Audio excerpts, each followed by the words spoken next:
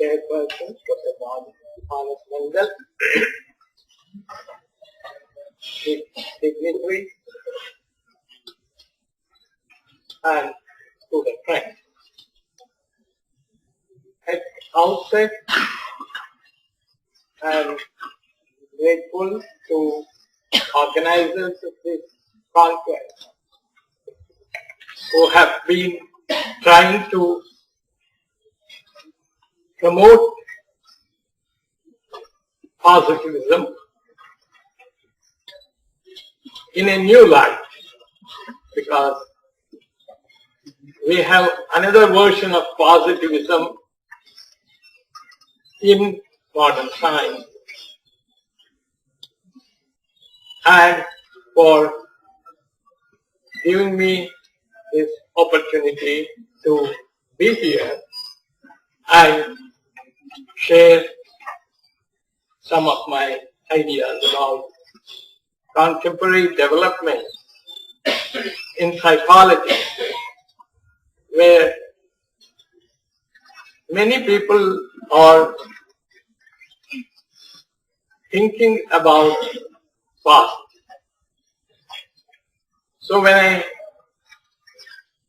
received a letter from Professor Nathavan asking me to be here, I wondered what I should make the focus of my presentation, and I felt that there is a necessity to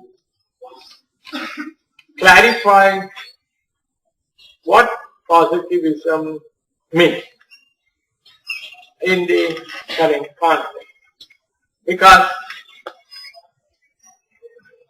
if we go outside this hall, in general, positivism has been used in the reductionist paradigm of science. So, if we use the term again in a different sense, then probably we are getting into some kind of a conflict. If I speak with a highly reductionist oriented friend who is rooted in modern science, and if I say I attend the concept on positivism, then his question is, what is that? So that's not my positive. So, there are possibilities that we get into that type of positive. Nevertheless, there are many disciplines today addressing the concept of positive within psychology itself. The idea of positive is spoken about in different forms. So, I have now made an attempt to bring all these ideas together and see whether it makes sense and how we can make this whole approach more practical and applicable.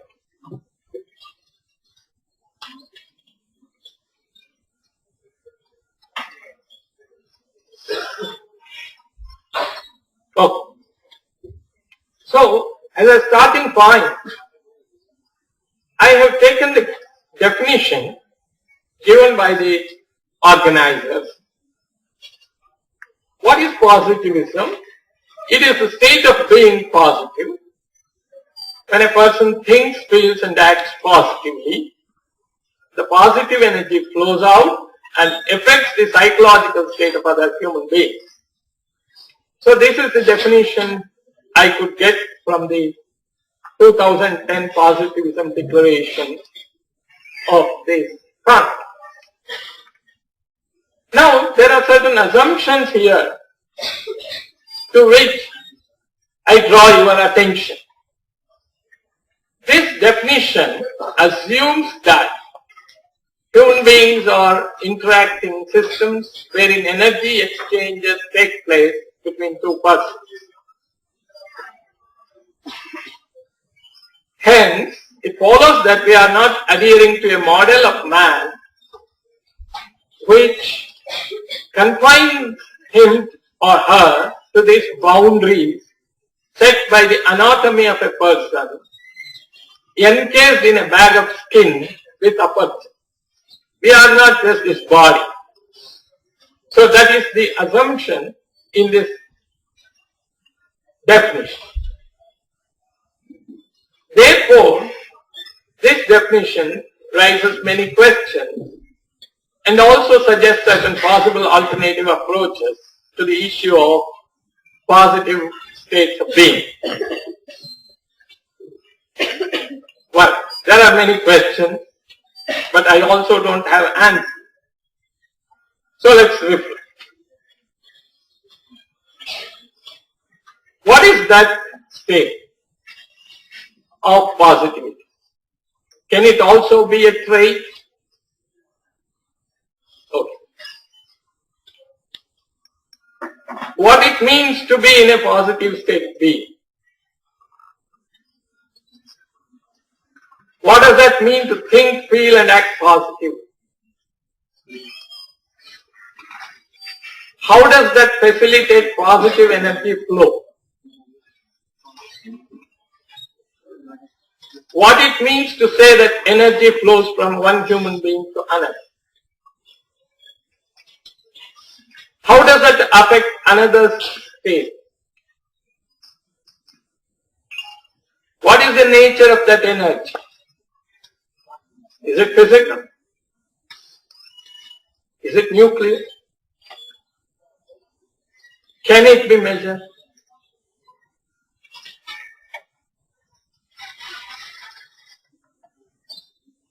But we need answers for this. And we can make it practical if we have answers for these.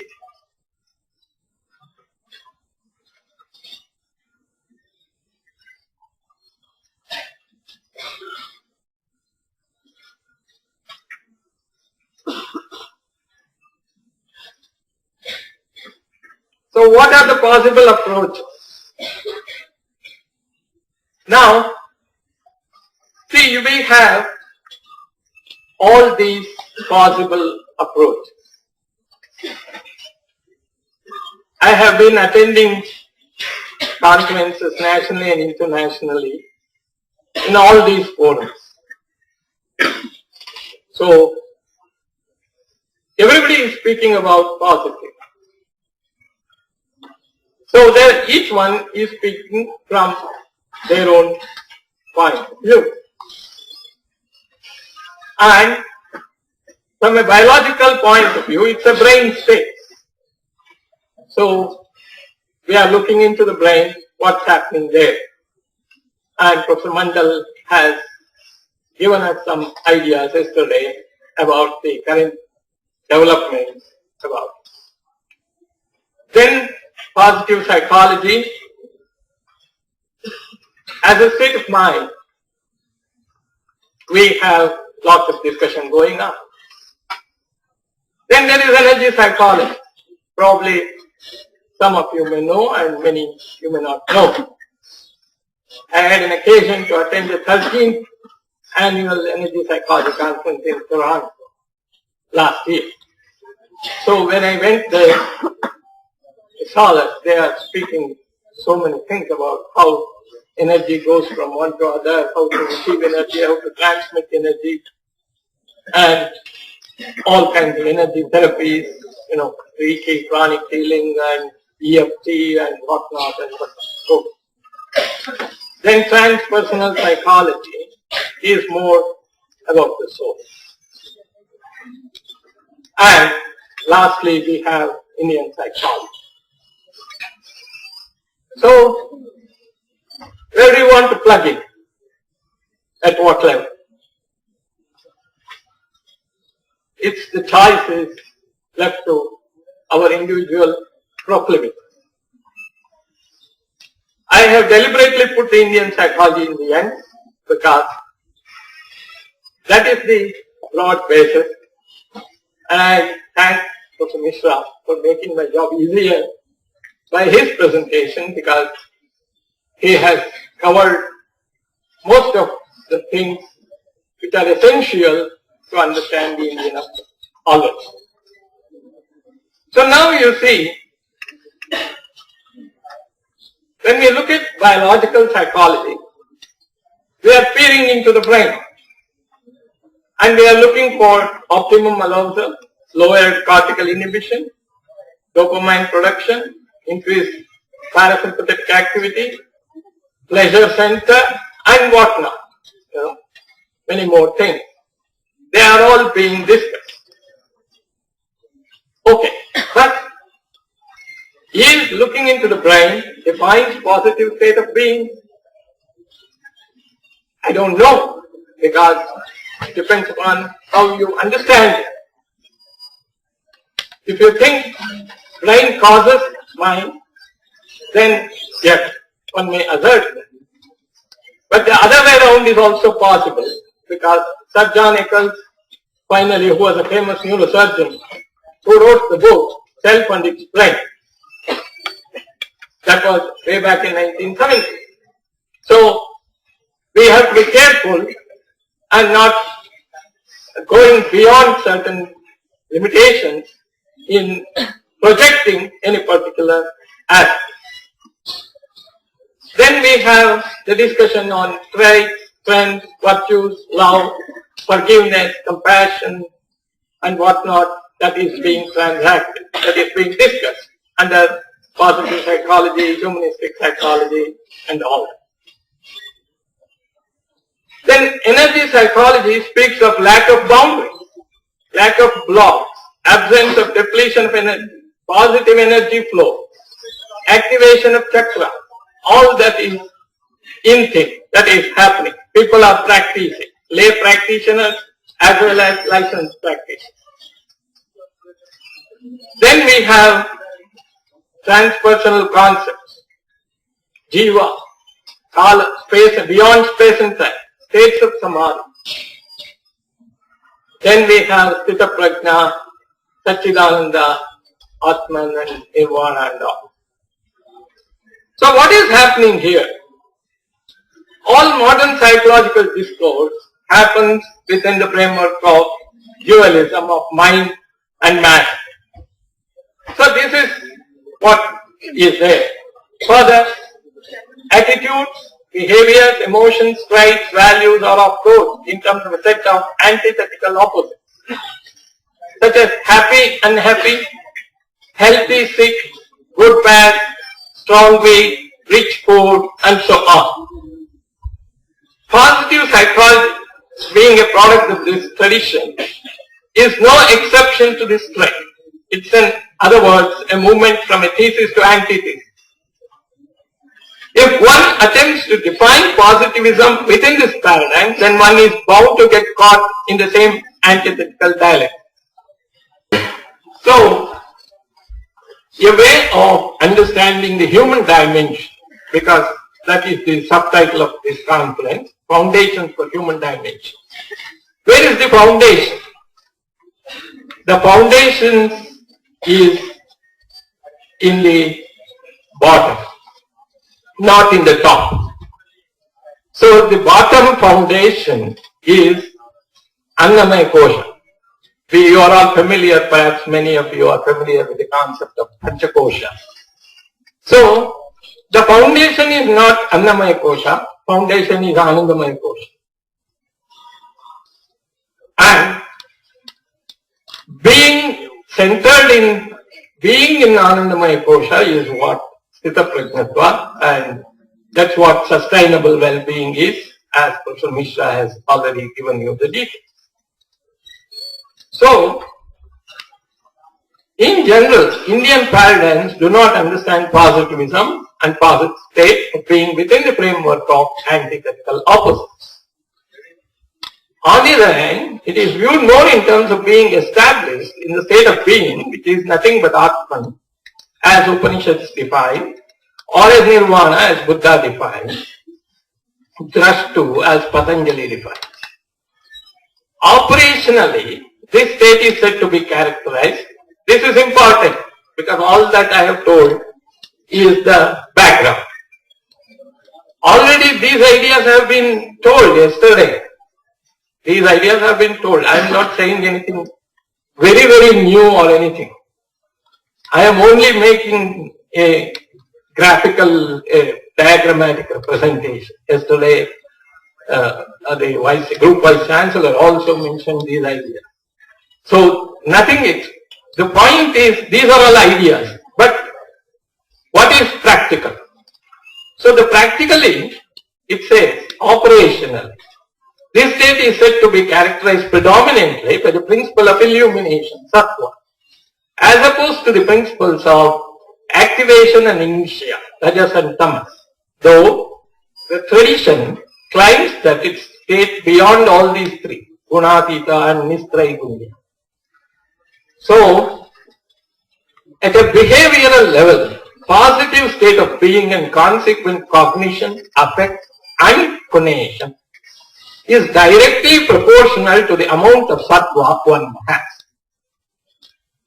So, this is mathematical here.